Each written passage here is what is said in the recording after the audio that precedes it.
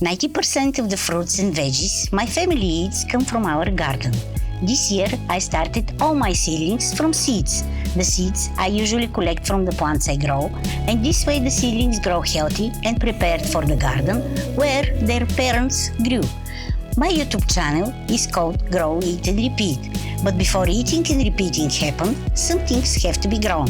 Behind me is my tiny greenhouse, and these are the rest of my seedlings. It's May, and my seedlings have grown a lot.